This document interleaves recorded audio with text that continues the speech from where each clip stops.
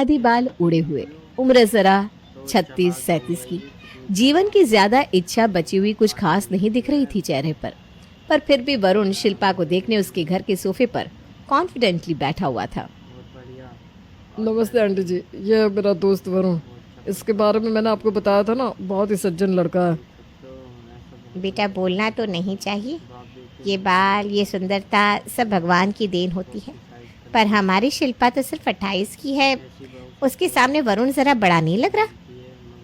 आपने अभी तक शादी क्यों नहीं की वरुण जी? शादी तो की थी मैंने, पर मेरी शादी टूट चुकी है। मैं एक डाइवोर्सी हूँ। ये सत्यवादी हरिश्चंद्र का चाचा मुंह क्यों खोल देता है? तो आपकी पिछली मैरिज टूटी क्यों और कैसे? ये कहानी शुरू होती है उन दिनों से जब वरुण 25 साल का एक जवान लड़का था। हवा में अपने बाल लहराते परफ्यूम मारकर वरुण अपने घर से निकल रहा था। सब्जी लाने भेजा जा रहा है साहब आपको, पर आप तो सज धज के ऐसे जा रहे हैं जैसे दुल्हन लेकर आएंगे। हाँ, तो मेरा बेटा लगता ही है दूल्हे जैसा। आज नहीं तो कल दुल्हन तो लानी है ना मेरे राजा बेटा को। क्या पापा, आप भी ना, शादी की उम्र हो गई है मेरी। ऐसे आपकी तरह सैंडो गंजी में घूमता रहूंगा ना तो लगती लगती शादियां भी टूटने लगेगी मेरी। और वैसे भी मुझे अच्छे कपड़े पहनने के लिए मम्मी ने बोला है। सब्जी लेने वरुण मार्केट पहुंचता है। भैया 2 केजी आलू तोल दो। मानना पड़ेगा भैया आपको, मेरी रेडी पर सारी की सारी औरतें आती है सिवा आपके, और सबकी एक ही शिकायत होती है कि हमारे पति मार्केटिंग में हमारी मदद नहीं करते। जिस लड़की को आप जैसा पति मिल जाए वो तो गंगा नहा लेगी। सब्जी वाले की बात सुनकर वहीं सब्जी ले रही रोजी कहती है, सच में आप रोज सब्जी लेने आते हैं? हाँ, वो क्या ना, मेरी मम्मी के घुटनों में दर्द रहता है और पापा तो दुकान में बैठते हैं। जिंदगी भर तो उन्होंने सब कुछ किया है, पर अगर जवान बेटे के रहते हुए उन्हें काम करना पड़े तो लानत है मुझ पर। मैं आधा एक घंटा जरा जल्दी उठ जाता हूँ ताकि मम्मी का सारा काम कर दूँ। वरुण की बात सुनकर किसी भी और लड़की की तरह रोजी उसे देखती रह जाती है। फिर तो हर रोज दोनों सब्जी मार्केट में मिलने लगे, पर आज वरुण को रोजी नहीं दिख रही थी। क्या फालतू किस्मत है भाई तेरी, तू लड़की को देखता है और लड़की गायब हो जाती है। लगता है मुझ में कोई शक्ति है, अगर मैं मुसीबतों को देखूं तो क्या वो भी गायब हो जाएंगी? यही सोचते सोचते वरुण वापस अपने घर लौटता है। तो दूल्हे राजा तैयार है घोड़ी चढ़ने के लिए आप? मैं समझा नहीं मम्मी। आपके लिए लड़के का रिश्ता आया है।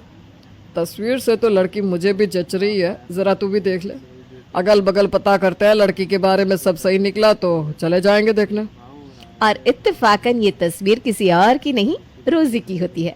उसकी तस्वीर देखते ही वरुण खिल जाता है। फिर काहे की खोजबीन, वरुण का परिवार तो रोजी को देखने उसके घर जाता है और उसी वक्त दोनों परिवारों की रजामंदी से दोनों की सगाई भी हो जाती है। ये मोबाइल फोन मेरी तरफ से आपके लिए। मोबाइल नंबर मांगने का अच्छा तरीका है वरुण जी, पर मैं आपको बता दूं कि मैं मोबाइल फोन यूज नहीं करती। क्या? ये तो मैं मान ही नहीं सकता। आज के ज़माने में कौन है ऐसा जो फ़ोन यूज़ नहीं करता? मैं एग्ज़ाम्स के लिए प्रिपरेशन कर रही हूँ ना, वक्त कहाँ होता है। मेरे पास फ़ोन होगा तो डिस्टर्बेंस भी तो होगी। और वैसे भी इंतज़ार का मज़ा कुछ और ही है वरुण जी। वरुण ने कभी ऐसी सीधी सादी लड़की देखी नहीं थी। उसके लिए ये अरेंज मैरिज कम लव मैरिज ज़्यादा हो चुकी थी। और 1 महीने के बाद रोज़ी बहू बनकर वरुण के घर आ जाती है। पर कहते हैं ना, जब किस्मत में कंकर लिखे हो तो हीरे हाथ नहीं लगते। रोजी और वरुण के बीच मीठी मीठी बातें हो रही थी। चलिए हम भी सुनते हैं। आज लगता है मानो मेरा कोई सदियों पुराना सपना पूरा हो गया है। लगता ही नहीं कि मैं तुम्हें 1 महीने पहले मिला हूँ। बस बस बस, और कितनी तारीफ करोगे मेरी? अब ये दूध पी लो। वरुण जैसे ही दूध पीकर बिस्तर पर लेटता है, रोजी कहती है, अब मुझे ना ज़रा घुटन सी लग रही है, मैं थोड़ा बाहर होकर आती हूँ वरुण जी। अरे एसी तो फुल चल रही है, फिर तुम्हें घबराहट क्यों हो रही है बाबू? तुम्हारी तबीयत तो ठीक है ना? लगता है शादी की तैयारियों में तुम ज़्यादा ही थक गई हो।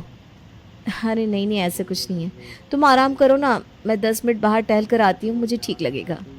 और लाल जोड़े में सजी धजी रोजी धीरे से घर का दरवाज़ा खोलकर घर के आंगन में टहलने लगती है। कुछ देर टहलने के बाद रोजी वापस अपने कमरे में चली जाती है। अगली सुबह रोजी अपने मायके से लाए हुए बर्तन का सेट निकालती है और प्लेट्स को डाइनिंग टेबल पर सजाती है। इतनी छोटी छोटी कटोरी, इतनी सी कटोरी में क्या सब्जी आएगी? वही तो मैं देख रहा हूँ। और ये प्लेट तो अपने है भी नहीं, इतने छोटे प्लेट, लगता है कोई खिलौना दे दिया है बहू ने। तभी रोजी रसोई से बाहर आती है और इडली के साइज के फुलके लाकर सभी के प्लेट में परोस देती है। सभी की कटोरी में एक आलू, जरा सी ग्रेवी और 2 छोटे से फुलके। खाइए खाइए ना वरुण जी। 2 फुलके बहू? ज़्यादा हो गया ना बाबूजी, मुझे लगा ही इस उम्र में ज़्यादा भारी खाना नहीं खाना चाहिए, पर नाश्ते में तो इतना खा ही सकते ना आप, कोई दिक्कत नहीं है, आराम से खाइए, तब तक मैं रसोई साफ कर लेती हूँ। रोजी तो किचन में जाकर किचन साफ करके तवा तक धोकर रख देती है ताकि कोई चाह कर भी फिर से रोटियां ना मांग सके। आप तो इसी में परेशान हो गए होंगे ना। अरे पर ये तो शुरुआत थी। एक शाम जब विनीता मंदिर गई थी, उसके पीछे से पड़ोसन सुशीला उसे मिलने आती है और सुशीला को देखती ही रोजी अपने मायके से आया बर्तन का दूसरा सेट निकालती है और सुशीला के लिए लस्सी लेकर आती है। बाप रे बाप बहू, इतने बड़े ग्लास में लस्सी देगी तू? तब तो इसी से पेट भर जाएगा मेरा, फिर रात में क्या खाऊंगी मैं? इतने से क्या होता है आंटी जी, मैं तो अपने मायके से बड़े बड़े बर्तनों का सेट लेकर आई हूँ कि सभी को ज़्यादा सब्जियाँ परोस सकूँ, ज़्यादा शरबत पिला सकूँ। पर वो क्या है ना, मैं हूँ तो बहू, हो सकता है घर वालों को बार बार मांगने में संकोच हो, इसीलिए ना मेरे पापा ने बर्तन का सेट मुझे साथ में दिया था। रोजी की बात सुनकर सुशीला चौंक जाती है और उसे आशीर्वाद देकर वापस लौट जाती है। एक दोपहर मनोज अपने कपड़े धोने के लिए वॉशिंग मशीन के पास लेकर जाता है जहाँ रोजी पहले से खड़ी थी। ये क्या है पापा जी, आप फिर से शर्ट ले आए? सुबह ही तो आपके कपड़े धोए थे ना मैंने। अब ऐसे बार बार आप कपड़े निकालते रहेंगे तो फिर तो हो गया, मैं कोई काम वाली तो हूँ नहीं। अरे पर बहू, सुबह तो मैंने कपड़े निकाले ही नहीं थे, वो शर्ट पैंट तो वरुण की थी। रख दीजिए फिर कपड़े यहाँ पर पापा जी। रोजी अपने ससुर के सामने तो चुप हो जाती है, पर सीधा अपने कमरे में बड़बड़ाती हुई जाती है। कितनी भी जान दे दो किसी के लिए, पर पराये तो पराये ही रहते हैं। ये सब पापा जी ने मेरे साथ किया होता तो मुझे एक बार के लिए समझ में भी आता, पर तुम्हारे साथ। अरे क्या हो गया डार्लिंग, ये खुद में क्या बोले जा रही हो तुम? अब पापा तुम्हारे कपड़ों को अपने कपड़ों से अलग समझने लगे। इस घर में नजर रखी जाने लगी है तुम्हारी चीजों पर कि तुम्हारे कपड़े कितने धोने में जाते हैं, कितने नहीं।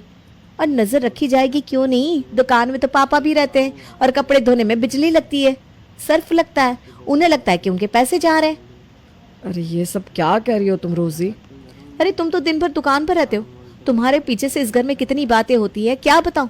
मेरे पास तो फोन तक नहीं है कि मैं अपने मायके में फोन कर सकूं, ना ही मेरे सर पर मेरी माँ है। मेरे लिए तो मेरी सास ही मेरी माँ है वरुण, पर मम्मी जी का मैं क्या बताऊं। दिन भर सारा काम करती हूँ पर मम्मी जी से झाड़ू पोछा तक नहीं लगाया जाता।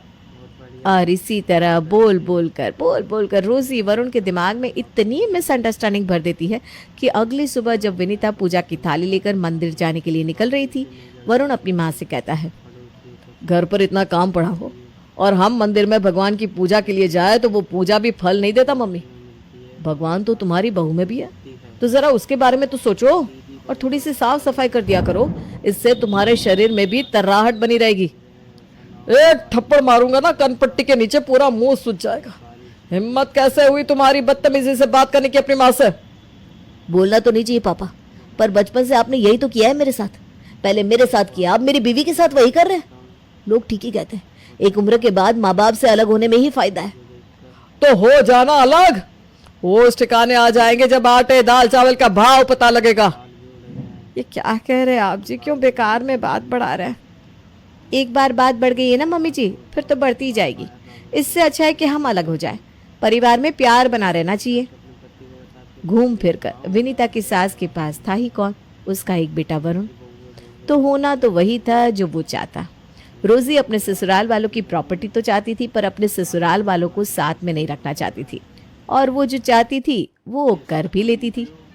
शहर में एक मकान और एक फ्लैट हो, मकान खुला रहे और फ्लैट बंद रहे, शोभा देता है क्या? आखिरकार मैंने ये फ्लैट खुलवा ही लिया, सास ससुर को बर्दाश्त करने की अब जरूरत नहीं पड़ेगी। आराम से लाइफ जीऊंगी मैं। और वरुण के साथ सेपरेट होते ही रोजी के खाने पीने, रहने, कपड़े पहनने सभी का ढंग बदल जाता है। वरुण रात को 9 बजे दुकान से घर लौटता है, जहाँ वो देखता है कि उसकी बीवी 1 पीस पहनकर सजी धजी पहले ही तैयार बैठी हुई है। बेबी आज मैंने खाना नहीं बनाया, चलो ना बाहर चलते हैं। हाँ, वैसे भी वहाँ से फ्री होने के बाद तुम्हें घूमने फिरने का मौका कहाँ मिला है। कितनी सुंदर लग रही है तुम। टेंशन फ्री जो हो, चेहरे पर रौनक आ गई है। वरुण रोजी को डिनर पर लेकर जाता है और उसे शॉपिंग करवाता है। पहले कुछ दिन तो सब अच्छा चलता है, पर फिर उसके बाद एक रोज वरुण जब दुकान से अपने घर पहुंचता है तो वो देखता है कि उसकी बीवी घर पर ही नहीं है। वरुण उसे फोन लगाता है पर वो फोन भी नहीं उठाती। रात के 2 बजे नशे की हालत में रोजी दरवाजा खटखटाती है। दरवाजा नहीं खोला जाता क्या तुमसे? पागल समझाए क्या मुझे? चलो हटो सामने से। दिन भर अपनी सहेलियों के साथ घूमती हो तुम, घर पर पार्टी करती हो, उनके घर जाती हो। ये बाकी रह गया था तुम्हारा डिस्को जाकर नशा करना। और रात में ही दोनों के बीच बहस शुरू हो जाती है, जो आसपास वालों के कानों तक भी पहुंचती है। अगली सुबह गुस्से में वरुण बिना कुछ खाए ऑफिस जाता है और बिस्तर पर एक नोट छोड़ जाता है। तुम्हारी ये सजा है कि अब तुम कहीं भी जाओगी तो सिर्फ मेरे साथ। अब तक रोजी पर कंट्रोल करने वाला कोई पैदा नहीं हुआ। बेटा जी, ये तो होगा नहीं। आपने मुझे बाहर जाने से मना किया है ना। रोजी अपने घर से निकलना तो बंद कर देती है, पर उसकी फ्रेंड्स तो उसके घर आ ही सकती है। वो अपने शरीर और माथे पर मेकअप से चोट का निशान बना लेती है। रोजी, तेरे माथे पर क्या है?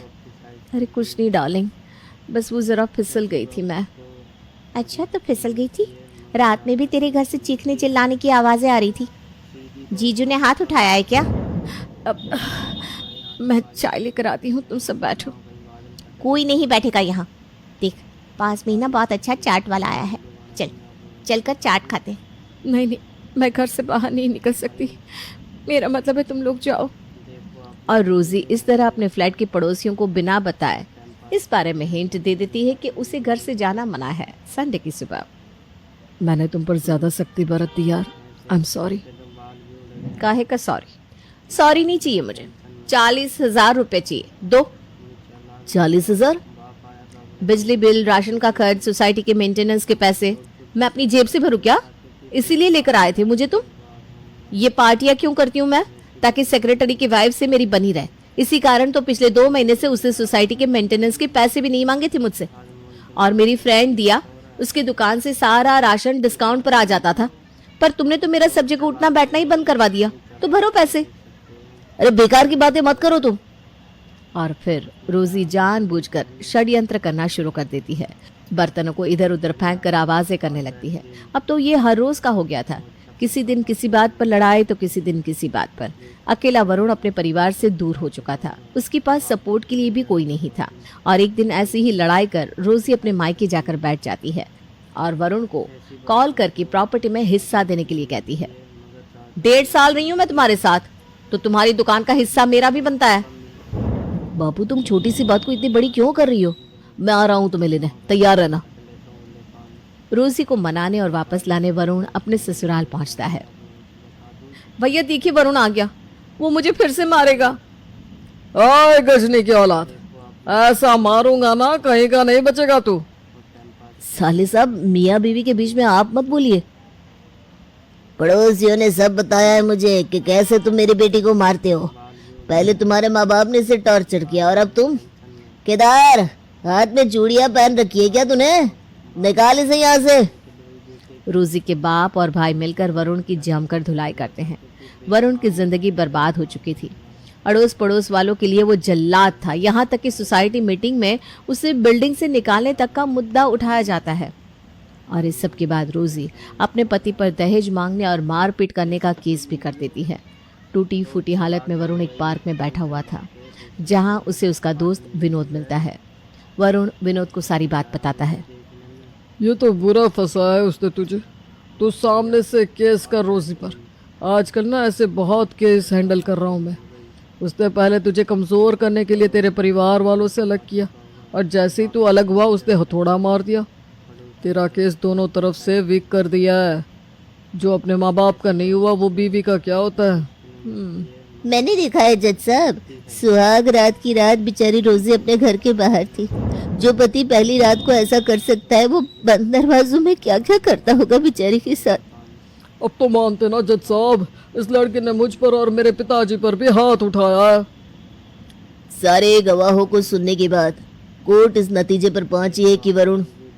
एक मिनट जज साहब, मेरे पास इस पेन ड्राइव में सारे प्रूफ है कि कैसे रोजी अपने चेहरे पर मेकअप करके चोट का निशान बनाती थी। वरुण के ससुराल वाले जब उसे मार रहे थे तो सड़क पर लगे एक कैमरे में सब कुछ रिकॉर्ड हो गया था। ये दोनों प्रूफ मैं पेश करना चाहता हूँ। जैसे ही विनोद उस पेन ड्राइव को जज साहब को देने जाता है, केदार भागता हुआ आता है और उस पेन ड्राइव को तोड़ देता है। कस्तूरपुर के गुंडे को जेल पहुंचाएगा तो तेरे बाप को निकल जाऊंगा मैं भूतनी के। पेन ड्राइव में तो कुछ नहीं था, पर अब आपको सब पता चल चुका होगा जज साहब। रोजी और उसके भाइयों और पिता को वरुण के साथ मारपीट करने, उसे उसके परिवार के खिलाफ भड़काने और उसके पैसों का गलत इस्तेमाल करने के इल्जाम में 1 साल की सजा सुनाई जाती है। और अगर वरुण चाहे तो अपनी बीवी पर मानहानि का केस कर सकता है। वरुण अपनी बीवी से तलाक लेकर वापस अपने परिवार वालों के साथ रहना शुरू कर देता है। विनोद ने अपने दोस्त को उस बुरी शादी से तो बचा लिया था, पर अब वरुण के मन में जीने की इच्छा ही खत्म हो गई थी। धीरे धीरे दिन बीतते जाते हैं। विनोद अपने दोस्त को वापस वैसा ही बनाने की कोशिश में जुट जाता है और ऐसे में वो पहुंचते हैं शिल्पा के घर। तो ये थी मेरी कहानी। हम बाद में बताते हैं बेटा।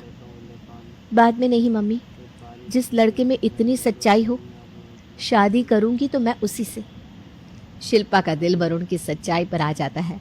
वो वरुण से शादी कर लेती है और वरुण के दिल में शादी को लेकर जो भी डर पैदा हो गए थे, शिल्पा उन्हें एक एक करके हटा देती है